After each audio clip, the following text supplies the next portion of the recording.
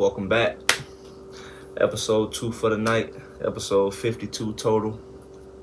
Let's talk about it. We're gonna get into the NFL real quick. We're gonna talk about a little bit of everything. We're gonna talk about some free agency. We're gonna talk about some trade rumors. We're gonna talk about this NFL scouting combine. So let's not waste no time. Let's get right into it. Congratulations to Derek Carr. Derek Carr signed a 4-year, $150 million contract with the New Orleans Saints.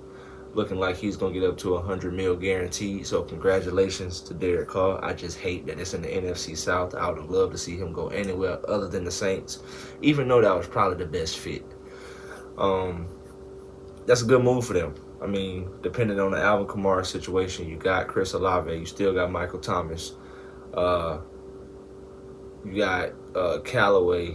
I don't know if they still got Tre'Quan Smith, but my point being, it's looking like the Saints got that guy.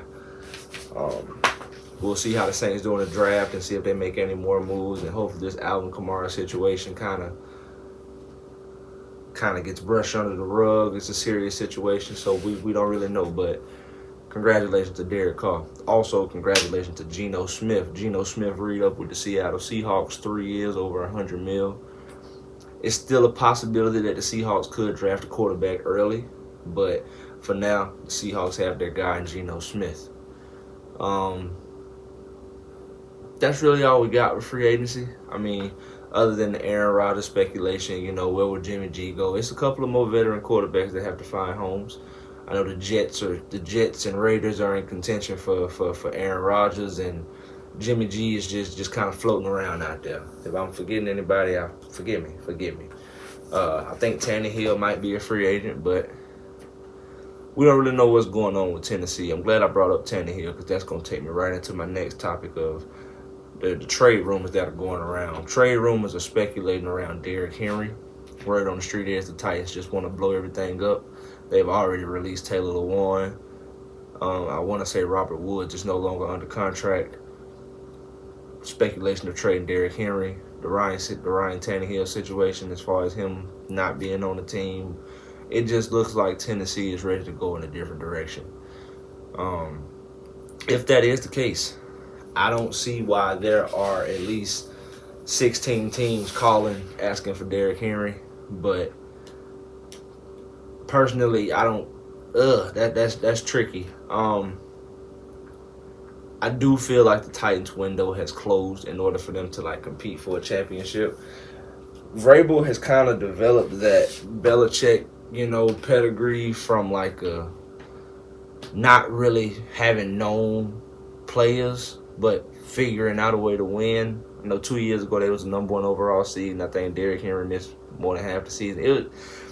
Mike Vrabel knows how to coach football, and he knows how to coach men. He is a leader amongst men. That's very difficult to find. Now, you still need talent to win, and I think that's starting to catch up with the Titans. They've had a couple of busted draft picks. They just need. I don't want to say they need to start over. It's just I kind of feel like they put their faith in the wrong people. Paying Tannehill as much as they did, and I'm a Ryan Tannehill believer. Trust. Doing stuff like not bringing back Jonnu Smith. They kind of played a big role in their own demise. But as far as Derrick Henry, if he finds a new home, great. If he doesn't, also great. But we're going to keep an eye on that one. Before the Derek Carr trade, word on the street is Michael Thomas was a hot commodity. But I think Michael Thomas is going to be okay staying in New Orleans with who's throwing the ball now. Congratulations to Calvin Ridley, former Falcon, newly acquired to the Jaguars. He was reinstated now yesterday into the NFL, so Calvin Ridley will be playing football in the year 2023. I can't wait to see how him and Trevor Lawrence connect. Him, Christian Kirk, Zay Jones, Evan Ingram, Travis Etienne. I can't wait to see how that team comes together, and hopefully they only get better.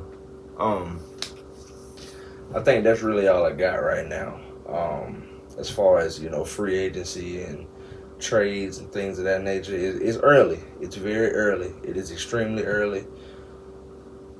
So we gonna have plenty more update episodes. We gonna have plenty more episodes where we talk about the NFL in the off season. I'm a huge off season guy in all sports. I love free agency. I love draft. I love training camp. I love all of those things. So don't think just because the season is over, we're not gonna be able to talk about this stuff. I did kind of do a bad job with baseball and not really keeping up with what was going on until these last two episodes, but we getting better. We getting better. Subscribers are going up, views are going up, so we just gonna keep grinding.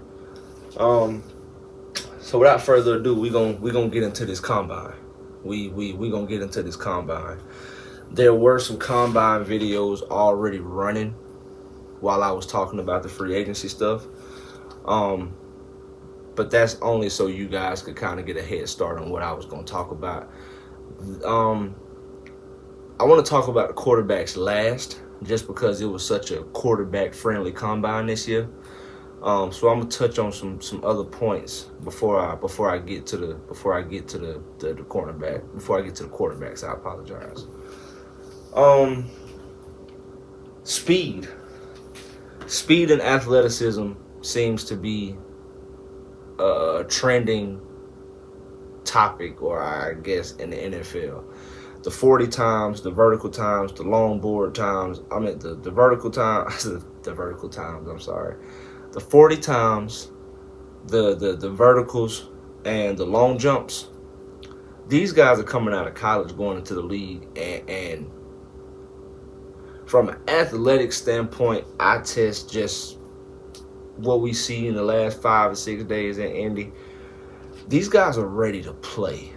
Like, it's not too many guys that were invited to this year's combine who I don't see getting drafted. I mean, it was some freaks out there at every position. I mean, when you look at the DN and the edge position, I mean, Nolan Smith from Georgia, 4.39. You got, I think it's Brian Young from Tennessee, crushing the combine. I mean, these guys are ready. Old boy from Pitt, Lord forgive me for forgetting his name, but he was number 8 for Pitt.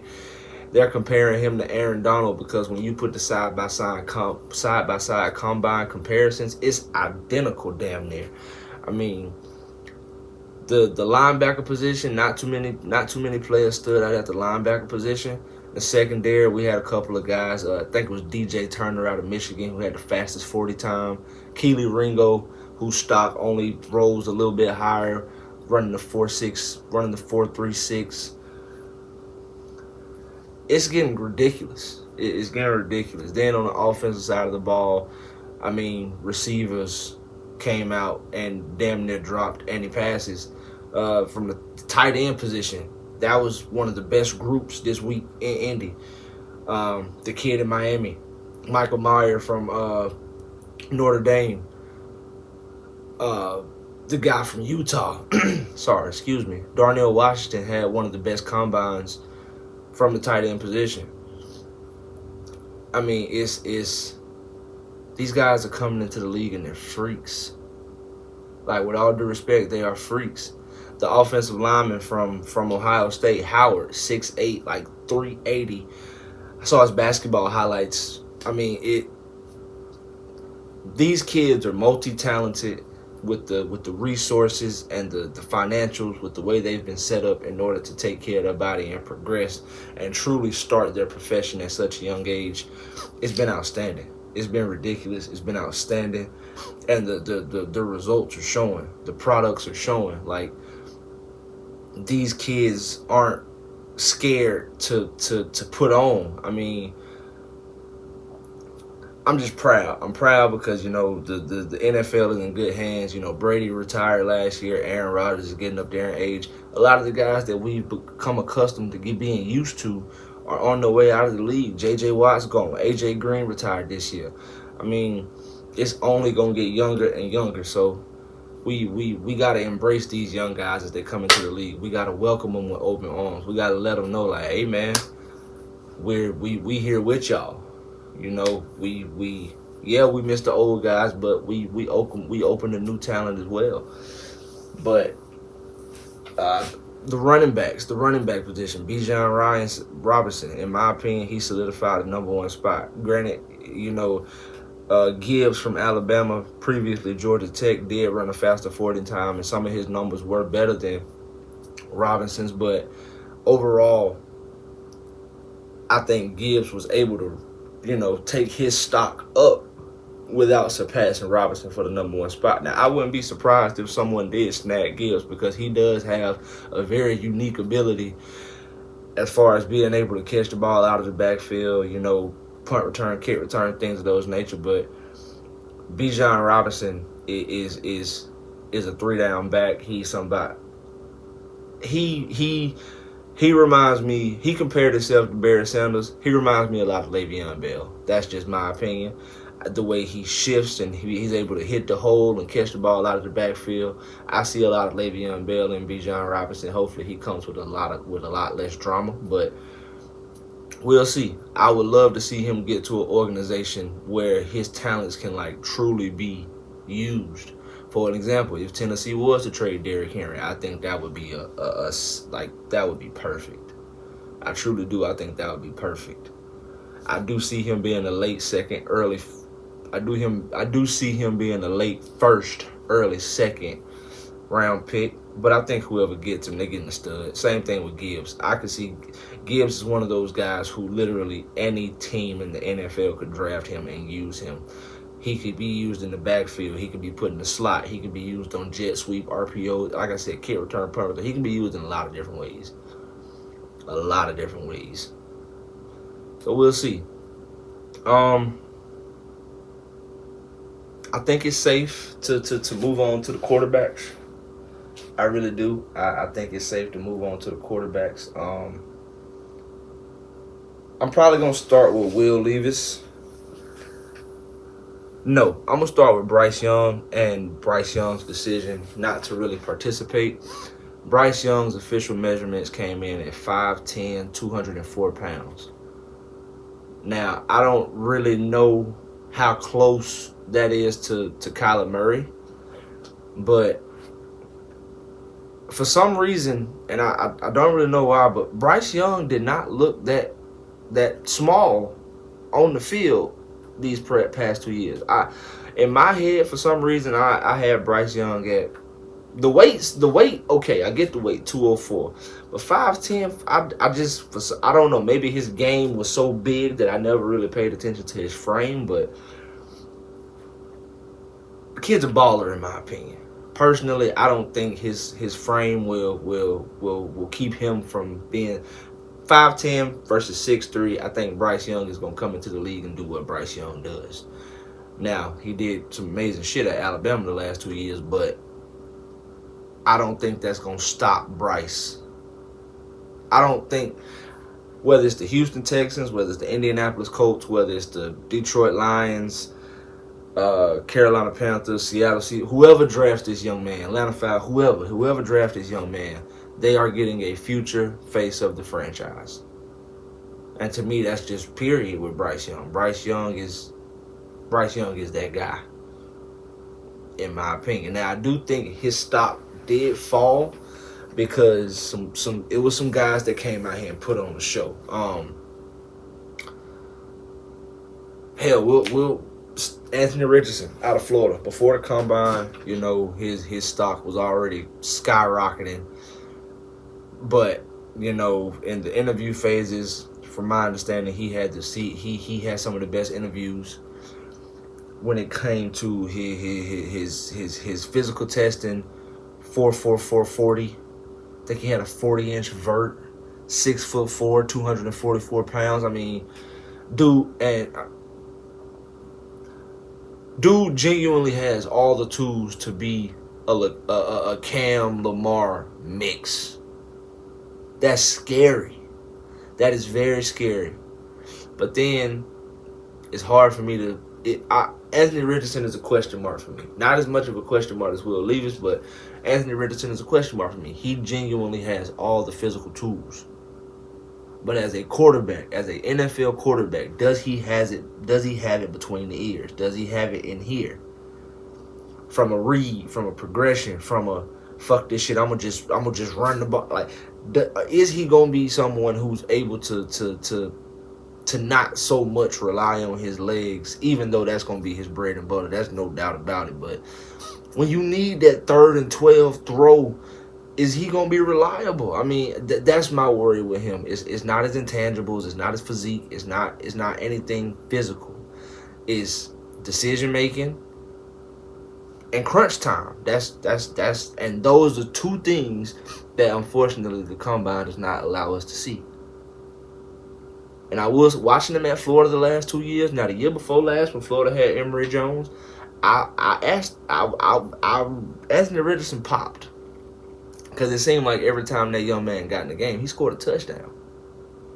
Emory Jones transferred to Arizona State. The team becomes Anthony Richardson.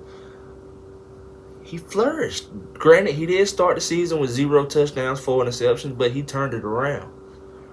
Florida ultimately had a disappointing season, but that was because of a lot more reasons other than Anthony Richardson. Hell, if they didn't have Anthony Richardson, who knows what the record would have been. But he's definitely going to be a first-round pick, and after this week, he's probably going to be a top 5 pick. The order in which these quarterbacks will be taken has definitely shifted, because before it seemed like it was Bryce, CJ, Will, and Anthony. Now, post-combine, it's looking possibly like it could be Anthony, CJ, or vice versa. Bryce Young at 3, Will Levis at 4. It's crazy. It's crazy how the combine has somewhat, I'm going to use the word manipulate, because one of these dudes ain't going to make it. It's very rare that you have every quarterback in the first round take and be successful. But these are looking like the 4 first-round quarterbacks that's going to be taken in this year's draft. Somebody's going to bust. It's just a matter of who. Let's move on to C.J. Stroud. C.J. Stroud probably had one of the most effortless performances, I would say. He came out, made every throw. He underthrew one of the deep balls, but he bounced back on the next 2. C.J. Stroud just looked smooth. It looked effortless. It looked like he was right at home. I could truly see C.J. Stroud being an Indianapolis Colt. It was something about him throwing in that stadium that just looked right. But I think C.J. Stroud didn't necessarily help his cause, but he solidified his place. I'm potentially the best quarterback in this draft. Now, I think I'm the best quarterback in this draft, and that's just up for y'all to decide. That's really all it was with CJ. CJ came out and put on a heck of a performance. Let's get to Will Levis. Will Levis, I'm gonna be real with you. He kind of disappointed me. Not so much from the 40 and measurements, things of that nature. Will Levis is built like an NFL quarterback. You look at him and you see him in pads and, even running the ball. He looks like an NFL quarterback, but it's hard for me to buy all like the Josh Allen comparisons and stuff like that, man. I mean, yeah, he's big, yeah, he can run, yeah, he has a good arm, but I'm worried about Will Levis' accuracy. I'm worried about Will Levis's I'm worried about his transition to the NFL game. I am. Yes, he played in the SEC, and I understand a Kentucky in the SEC at 7-5 probably converts to, I don't know, maybe 8-9 wins in any other conference. So the level of competition was there, and a lot of the reasons that they didn't win wasn't because of Will.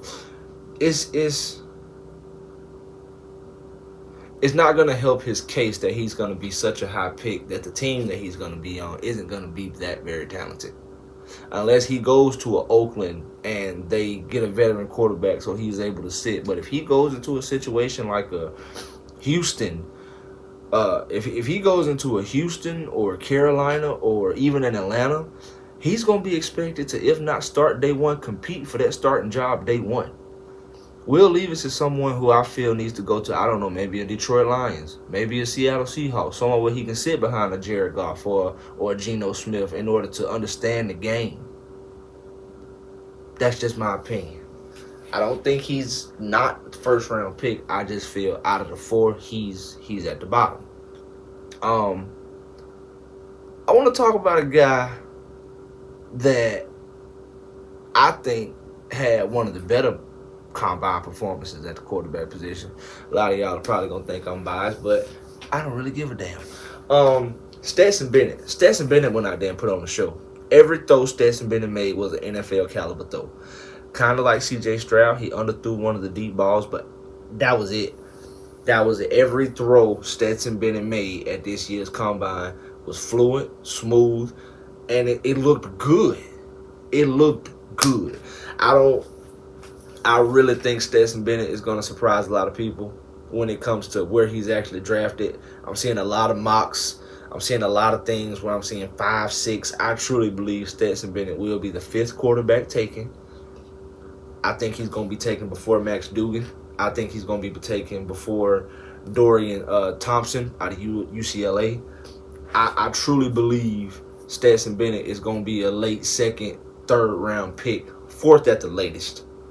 This kid's a winner. Yes, he had the incident in Dallas where he got arrested. He spoke on that. He understood his mistake. He wrote it. He's in the process of righting his wrong. Let's move on to the pro day, and we'll go from there. I personally would have loved to see Stetson Bennett compete in the Senior Bowl. I think that was a huge opportunity missed for him. But I understand. At the end of the day, the kid's a 2-time back-to-back national champ. We know his story. We know his trials and tribulations. We know what he's been through. I truly believe he could be the next Russell Wilson, Dak Prescott, Brock Purdy type of player to come into the NFL. Those are my opinions. That's where I stand. This was a fun week to just sit back, kick my feet up, and just watch the future of the league showcase their talents. Next, we got the pro days. Then after that, I'm probably going to release some of my mocks. Because I do want to do a full first round mock. And like I said, I'm open to all feedback. I'm welcome to all feedback. I appreciate you guys for listening. I love y'all. Thank y'all. If you haven't already, subscribe, like, comment, and share. Also, go follow me on Z Sports and Entertainment Facebook, and also follow me on Z Sports and Entertainment on Twitter. I am Z, coming to you from the basement, man. Z.